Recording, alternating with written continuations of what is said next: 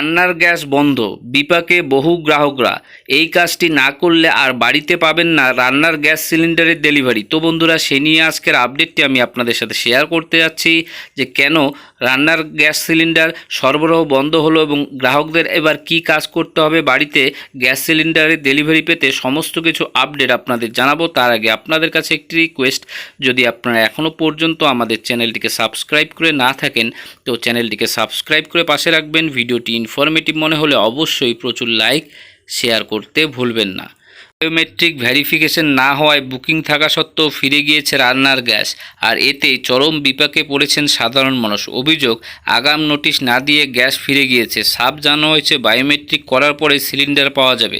কাজের জন্য অনেকেই বাইরে থাকেন, বাড়িতে তাদের নামেই গ্যাস, কিন্তু বাইরে থাকায় এসে বায়োমেট্রিক দিতে না পারায় পরিবারের লোকজন সমস্যায় পড়েছেন। গ্যাস সংস্থাগুলির দাবি, বায়োমেট্রিক ভেরিফিকেশনের জন্য গ্রাহকদের প্রায় 1 বছর সময় দেওয়া হয়েছে।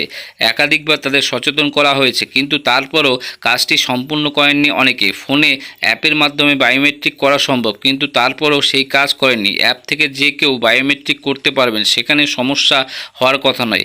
বাড়ি থাকলেও ফোনের মাধ্যমেই সেই কাজ সম্পূর্ণ হয়, তারপরে ভেরিফিকেশন হয়নি। সূত্রে খবর, বর্ধমানের খোসবাগানে সিলিন্ডার নিতে গিয়েছিলেন এক গ্রাহক। তিনি জানান কোনো নোটিশ পাননি, তার স্বামীর নামে গ্যাস বুকিং করা সত্ত্বেও ডেলিভারি হচ্ছে না গ্যাস সিলিন্ডার। তাদের অভিযোগ, বায়োমেট্রিক করা বাধ্যতামূলক এটা কখনোই বলা হয়নি। নির্ধারিত সময় কবে শেষ তাও জানানো হয়নি। রাষ্ট্রায়ত্ত সংস্থার এক আধিকারিক বলেন, সম্প্রতি উজ্জ্বলা গ্যাসের সংযোগ নিয়ে সমীক্ষায় জানা গিয়েছে বহু উপভোক্তার ভর্তুকির টাকা যাচ্ছে, কিন্তু তারা সিলিন্ডার নিচ্ছেন না। একমাত্র বায়োমেট্রিকের মাধ্যমে উপভোক্তার সংখ্যা কত তা জানা যাবে। বায়োমেট্রিক চালু হলে ভুয়ো উপভোক্তা থাকবে না, ডিলারের অফিসে গেলে বায়োমেট্রিক হয়ে যাবে। গ্রাহকদের অভিযোগ, অ্যাপের মাধ্যমে বায়োমেট্রিক করতে গিয়ে সমস্যায় পড়তে হচ্ছে। কারো বাড়িতে একটি সিলিন্ডার থাকলে চরম সমস্যায় পড়তে হচ্ছে। বুকিং বাতিল করার আগে বিষয়টি নিয়ে গ্রাহকদের মধ্যে লাগাতার প্রচার করা দরকার।